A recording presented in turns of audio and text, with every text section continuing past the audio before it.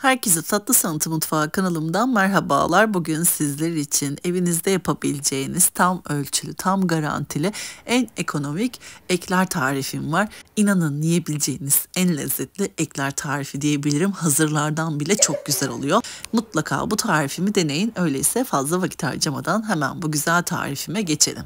Ekler tarifi aşamalı bir tatlı tarifi olduğu için öncelikle kremasını yapmakla başlayalım. 1 litre sütümüzü uygun bir tenceremizin içerisine dökelim.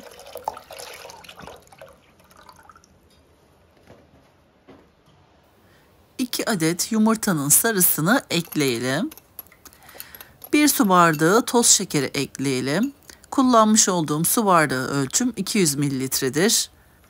3 yemek kaşığı un ekliyorum ve 3 yemek kaşığı mısır nişastası ekliyorum. Mısır nişastası yoksa eğer buğday nişastasıyla da bu tarifimi yapabilirsiniz. Ocağın altını açmadan el çırpıcısıyla şöyle bir karıştırıyorum. Topaklanma olmaması amaçlı ocağın altını yakmadan önce mutlaka karıştıralım. İyice karıştırdıktan sonra ocağın altını kısık ateşte açalım ve devamlı olarak kremamızı karıştırarak pişirelim. Kısık ateşte devamlı karıştırdığımız zaman kremamız koyulaşacaktır. Hiç endişelenmeyin, ekstra bir malzeme eklemenize gerek yok. Gördüğünüz gibi kıvamı bu şekilde olacak. Gayet koyu kıvamlı bir krema hazırlıyoruz. Şimdi soğuması için tenceremizi ayrı bir kenara alalım. Ekler tatlımızın hamuru için ayrı bir tencerenin içerisine 2 su bardağı su ekliyorum. 200 gram tereyağı ekliyorum.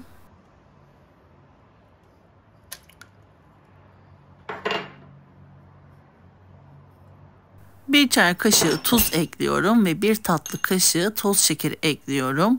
Bu malzemelerimin hepsini aynı anda ekliyorum. Ocağın altını açıp tereyağının erimesi için karıştırıyorum. Tereyağı güzelce eridikten sonra hafifçe kaynatıyorum. Kaynadıktan sonra unumu ekleyeceğim. Bu aşamada bu malzemelerin aynı anda kaynaması önemli. Kaynadıktan sonra 2 su bardağı un ekliyorum.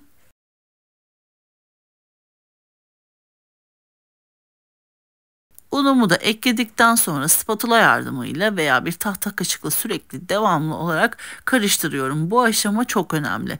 Hamurunuzda topaklanma asla olmamalı. Eğer topaklanma olursa hamurunuz pişerken kabarmayacaktır, sönecektir. O yüzden lütfen buna dikkat edelim. Devamlı karıştırarak ve unu ezerek bu aşamaya dikkat ederek yapalım.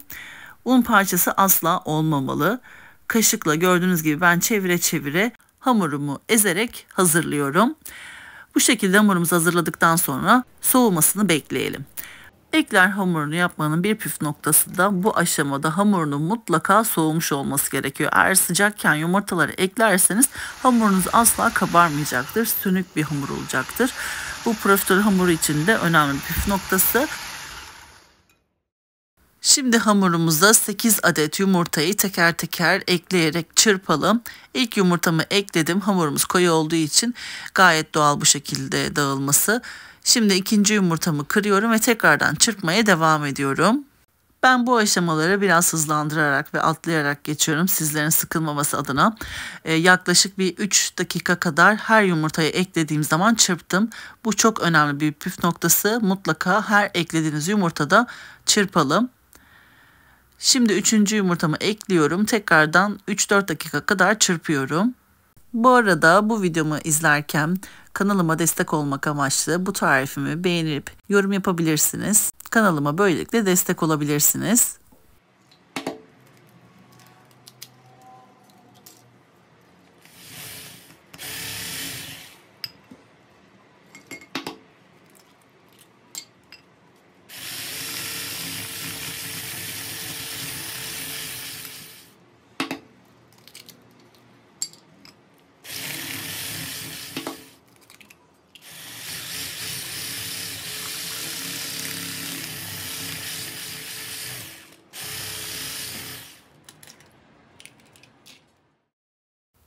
Yumurtalarımızın da hepsini ekledikten sonra hamurumuzu şöyle bir toparlamak amaçlı spatula ile karıştıralım.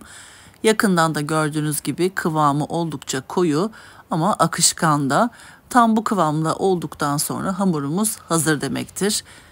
Hemen şimdi yağlı kağıt serili fırın tepsimize ekler hamurumuzu bir sıkma torbasına veya herhangi bir sert bir poşetin içerisine alalım ve ucunu kesip düz bir şekilde istediğimiz boyutta ekler pastamızı hazırlayalım.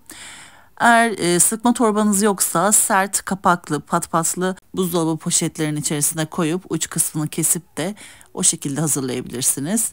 Veya duy uçlu olan sıkma torbalarıyla da yapabilirsiniz. Alternatif olarak bu şekilde de yapabilirsiniz. Şimdi bu işlem bitene kadar sıkma torbasından hamurumu sıkıyorum ve uç kısmını bıçak yardımıyla kesiyorum. Bu şekilde havaya kalkan kenar kısımlarını parmak ucunuzu bir suya batırın. Hemen uç kısımlarına dokunduktan sonra düzeltmiş olacaksınız. Hiçbir sıkıntı olmaz. Hamurum bitene kadar bu işlemi yapıyorum. Bu malzeme ölçülerinden toplamda 80 adet ekler hazırladım. Tabii bu malzeme ölçüleri oldukça fazla gelebilir küçük aileler için veya yapacağınız misafir sayısına göre. Malzeme ölçülerini yarı olarak azaltarak daha az ekler pasta elde edebilirsiniz. Ben kızımın kermesi vardı, o yüzden oldukça fazla yaptım. Bir kısmını eve ayırdım, bir kısmını da kermeste kızım götürdü. Şimdi eklerimiz hazır, fırına verelim. Öncelikle önceden ısıtılmış 190 derecelik fırın ayarımızda eklerimizi pişirmek üzere fırınımıza verelim. Alt üst fırın ayarda eklerimizin üstü ve altı güzelce kızarana kadar pişirelim. İlk tepsim çıktı, gördüğünüz gibi çok güzel kabardı.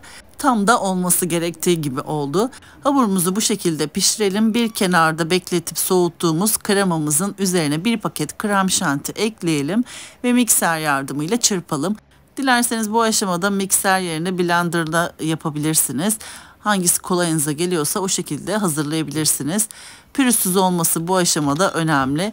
İlk etapta bu şekilde koyu gözükebilir. Çırptıkça çok güzel kıvam alacaktır. Yakından da gördüğünüz gibi kıvamı bu şekilde koyu kıvamlı ekler kreması hazırladık.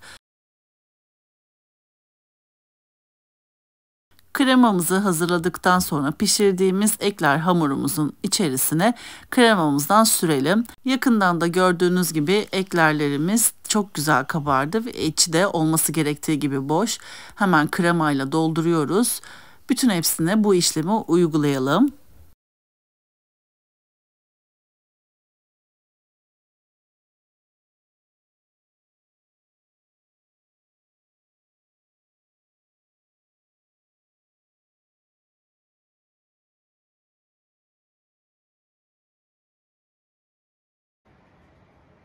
Pişen ekler hamurumuzun içerisine kremayla doldurduktan sonra benmari usulü erittiğim bitter ve sütlü çikolataya hemen eklerimizin üst kısmını batıralım. Tarifimde 150 gram bitter çikolata kullandım ve 150 gram sütlü çikolata kullandım.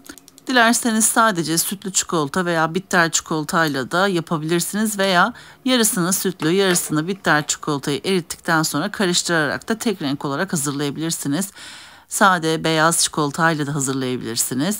Benmari usulü çikolatayı nasıl eritiyoruz? Bir cezvenin içerisinin yarısına kadar su dolduralım. Küçük bir kasenin içerisine çikolatalarımızı kıralım ve suyun buharında çikolatalarımızı eritelim. Bu şekilde benmari usulü çikolatalarımızı eritmiş olalım. Eklerimizin üzerine öncelikle çikolataya batıralım. Sonra da üzeri için Antep fıstığı tozu, pasta süsleri veya Hindistan cevizi, fila badem, fila fındıklı da süsleyebilirsiniz. Sadece sade olarak bile servis edebilirsiniz. Ben bu şekilde çikolataya batırdıktan sonra Antep fıstığı, farklı pasta süsleriyle de süsledim.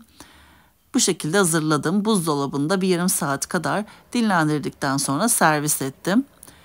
Yakından da gördüğünüz gibi ekler pastamız hazır. Gerçekten şahane oldu. Hem göze hem de damağınıza hitap edebilecek çok lezzetli ekler pasta hazırladık. Şimdiden deneyecek olanlara afiyet olsun. Sizler yakından iç kıvamın dokusunu izlerken ben de sizler için küçük bir hatırlatmada bulunmak istiyorum. YouTube kanalıma henüz abone olmadıysanız YouTube kanalıma abone olmayı, paylaştığım videolarıma beğeni bırakmayı lütfen unutmayınız. Gün aşırı yepyeni tariflerimi kanalımda sizler için paylaşıyorum. sunuyorum. Anında haberdar olabilmek için bildirim zilini lütfen açınız. Böylelikle yepyeni tariflerimi ilk siz görmüş olacaksınız. Şimdiden destekleriniz için hepinize çok teşekkür ediyorum. Bu tarifimi ve videomu beğendiyseniz eğer sevdiklerinizle paylaşabilirsiniz.